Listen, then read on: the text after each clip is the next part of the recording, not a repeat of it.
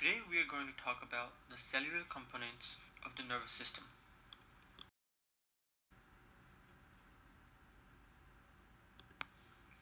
The objectives of today's presentation are simple and straightforward.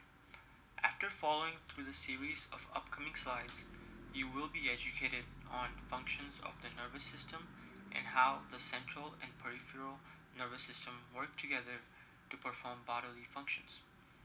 Delving deeper into the functions of the nervous system, we will discuss the roles of the neurons and glia cells in the nervous system. We will conclude with an in-depth look at the concept of a reflex circuit and better understand how various functions intermingle into the nervous system.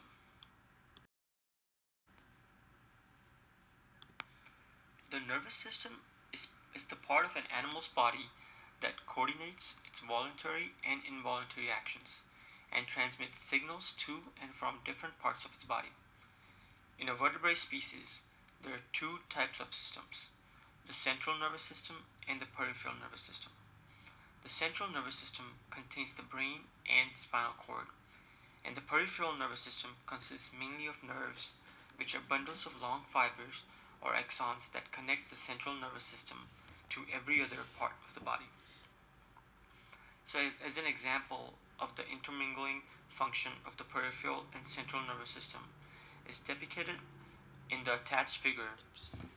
So, in image 1, we are able to see the peripheral nervous system in action as the hungry hyena detects stimuli, in this case the odor and taste of the zebra. So the taste sensing cells in the hyena's tongue act as a receptor for that stimuli and send signals along the nerves to the brain. Once those signals have reached the brain, which is entangled into the central nervous system, the signals are interpreted and recognized as a potential food source. The brain then sends a signal to the neurons in the peripheral nervous system to stimulate gland cells in the mouth as preparation or arrival of the food.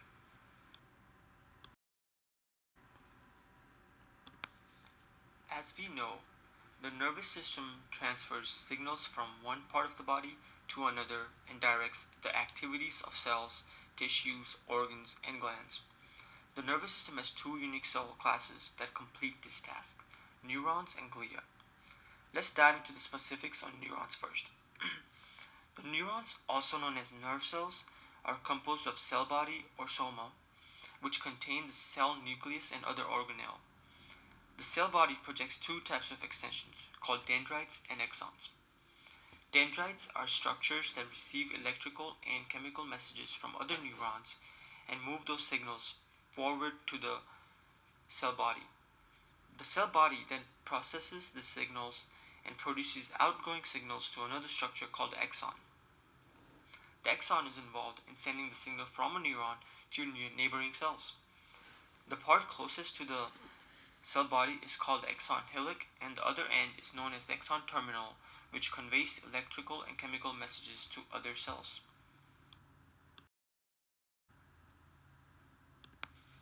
Neurons can be categorized into three distinct groups: sensory, motor, and interneurons. Sensory neurons detect or sense information from the outside world. They also detect internal body conditions such as blood pressure or body temperature. Additionally, sensory neurons are often known as afferent neurons because they transmit information to the central nervous system. Motor neurons send signals away from the central nervous system and elicit some form of response, such as movement. Motor neurons also cause other effects, such as the secretion of hormones from endocrine glands. Because they send signals away from the central nervous system, motor neurons are efferent neurons. Interneurons form connections between different neurons. They tend to have many dendrites, and their axons are typically short. They also have extensive branches which allow them to receive many inputs and transmit signals to many neurons.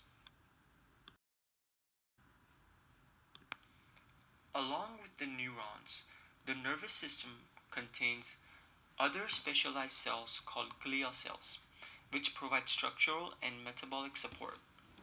Many different types of glia cells exist and are able to perform various functions in the nervous system. An astrocyte, an astrocyte, it's a one specific type of glia cells which provides metabolic support for neurons and is also involved in blood-brain barrier. Astrocytes also help maintain a constant concentration of ions in the extracellular fluid. Other glia cells, called microglia, remove cellular debris produced by damaged or dying cells. A third type are called oligodendrocytes. These are the cells that coat exons in the central nervous system with their cell membrane, forming myelin sheath, which provides insulation to the axon that allows electrical signals to propagate more efficiently. One last example is the Schwann cells, which are similar in function to oligodendrocytes. They provide myelination to exons in peripheral nervous system. They also have phagocytotic activity and clear cellular debris that allows for regrowth for peripheral nervous system neurons. As you can see in the attached figure, there are small gaps formed between each of these different glia cells, and these are called the nodes of Ranvier and are formed by myelin sheath.